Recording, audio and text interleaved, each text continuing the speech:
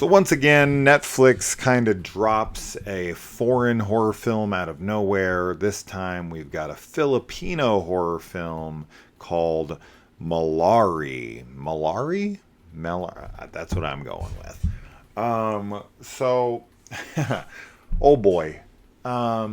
This is one of the most convoluted films that I've seen in a while.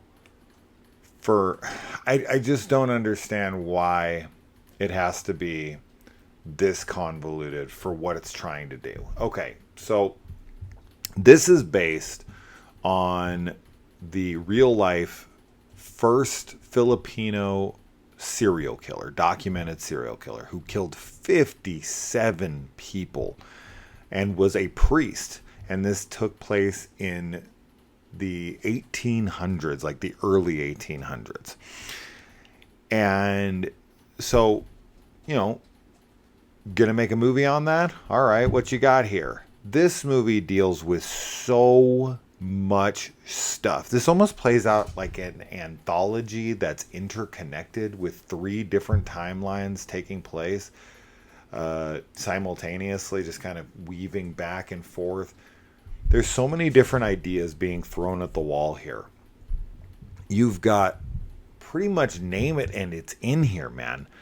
This is like a monster movie, a ghost movie, a slasher movie. This movie deals with serial killers, it deals with monsters, it deals with werewolves, it deals with time travel, it deals with astral projection, it's like there's just so much going on all the time.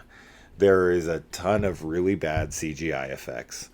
There is a insane overuse of the same scare technique, or like, you know, unsettling, creepy feel thing that they do, where like somebody goes to turn their head and like the ghost has its head like this, and then like it cuts out the, you know, them turning it, and it does that jump cut of their faces being like from here and then it's here instantly. They do that 40 times in this film. It's just kind of like, okay, maybe a few times. But when you get to a certain number, it's like, is this all you got? But it's not all they've got, because they do so much. You're following, I mean, as far as a storyline goes, there's just, it's too big. It's too much.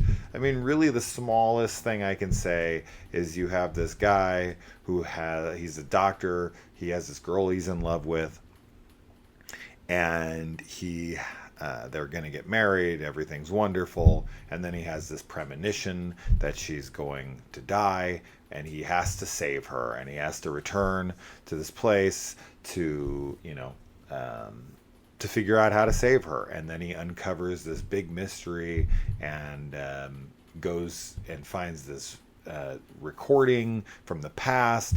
And it's just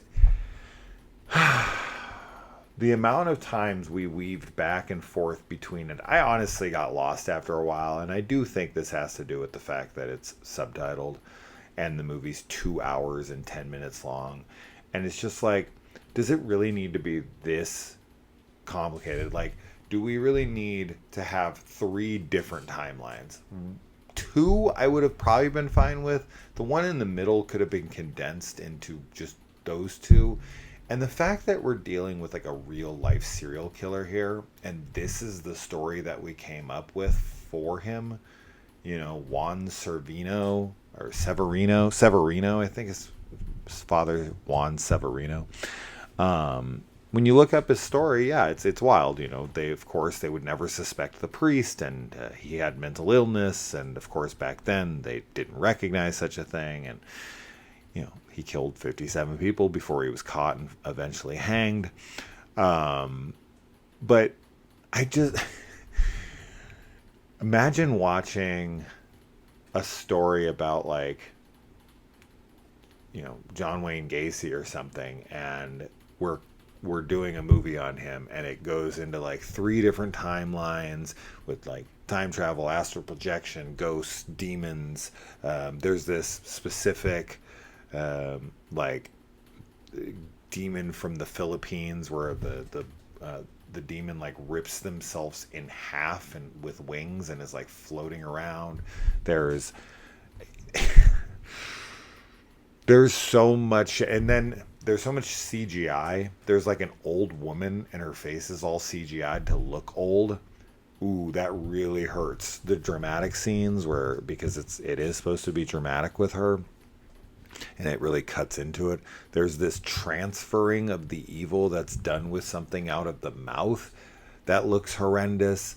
So there's just so much that takes you out of it. And it starts like a slasher, then it becomes like a ghost movie, then it's like a demon movie, then it's really just kind of wild how much is actually going on in this film. This is the kind of film I honestly feel like you'd have to watch at least 2 times to fully get everything, and like how it's all connected and everything. Maybe if you're Filipino, maybe if you speak this language, maybe it would be a little easier to follow.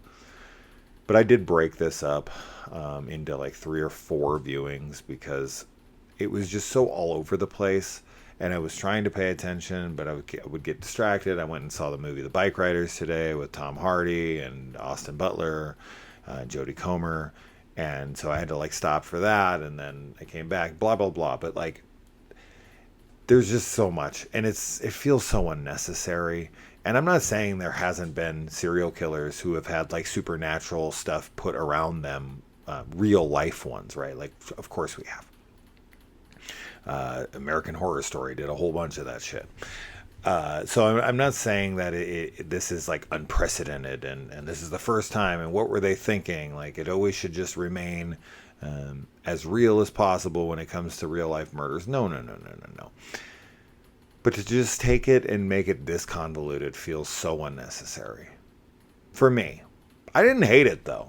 I didn't hate it. As much as I'm kind of going off on it in like that department where it's just so like massive in concept. And I just feel like the writer just didn't rein any ideas in. They're like, I kind of want to do it all. It's like, well, what kind of movie are you going to make? You're going to make a ghost movie? You're going to make a werewolf movie? You're going to make a slasher movie? And it's like, yes.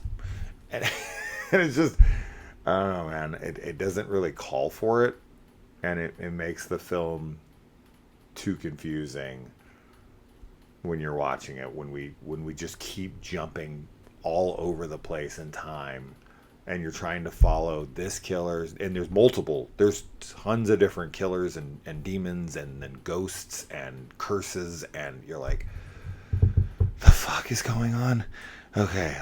And I never really lost sight of the main plot line, right? Like, it's pretty easy to follow that, but all the interconnected pieces, all the different like people and demons and who's got the curse and how it's transferred and everything that's happening, and then like the reveal of who this person is later and blah blah blah, and it's like that one's pretty easy to figure out. But yeah, it's just, it has everything. Like, there's just wild, man. I'm just thinking about all the different things it has going on into it, and then of course you're dealing with like a different culture than we have, so there's like transphobia that just kind of gets played off as like whatever. I don't know, man. It's just, ooh boy, what an experience. I honestly don't know how I sit on this. I would watch it again if it wasn't so long. If it was an hour and a half, I probably might give it another shot. But at 2:10, that's just pushing it for something that I didn't find that enjoyable, but I did kind of find fascinating because of just how grand everything is, albeit convoluted.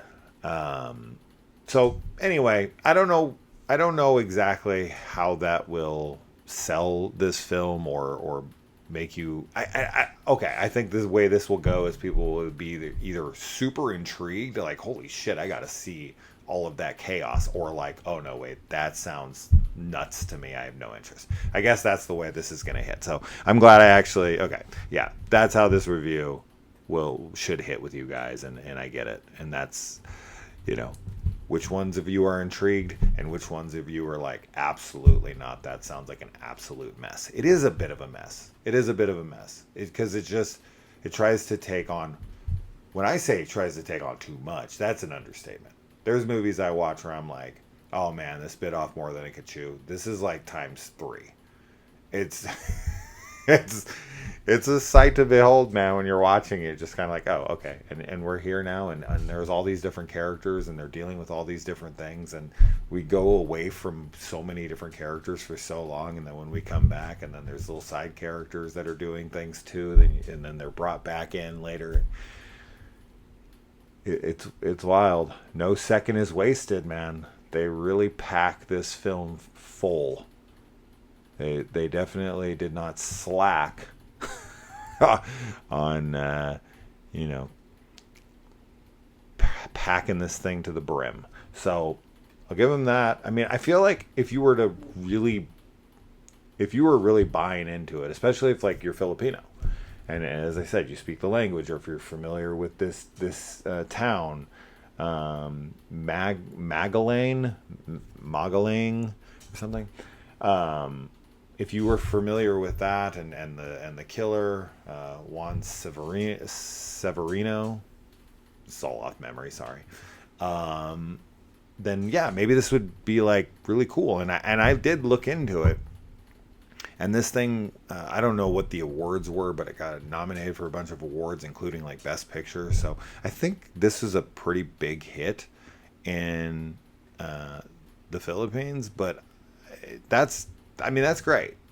I'm not shitting on the movie. I'm just fascinated by it more than anything. So this was definitely an interesting watch. It wasn't boring. It was a head scratcher the whole time. That's all it was. It just kept being like, where the fuck are we now? And when you hit that third act, and it starts to like, because there's already so much going on by that point, but when you hit that third act and it introduces even more ridiculously crazy elements, there's scenes in this that are so funny and ridiculous. And like, there's a scene where he's trying to prove to her what's going on, and so he shows her footage, and then like the footage is from like 1812, and he's like looking it up on his phone. He's like, cameras weren't invented until 1890. See, that's proof. And it's like, bro, you can fake images today in 2024. This isn't that's not proof. It's like, oh, look, footage from 1812. It's got to be real. I just found that funny. Anyways, if you watch it, or if you've already seen it, I'd love to hear your comments, below. So hit me up with them. It's a wild ride. I'll give it that. Yeah, I'm just still processing it. I literally just finished it 2 minutes ago. And I always kind of just give you guys these initial cold reactions like this as I gather my thoughts, which is how I've been doing the channel for years. I am not going to change it. I'm not going to sit on something for a week and think about it, or hours, and write a script or anything. No, you guys are always going to get my kind of just initial thoughts right as I view it. And if you think that's a shitty way to do it, you don't got to watch the channel. But this is how I do it, and that's that. Let me know. See you in the comments.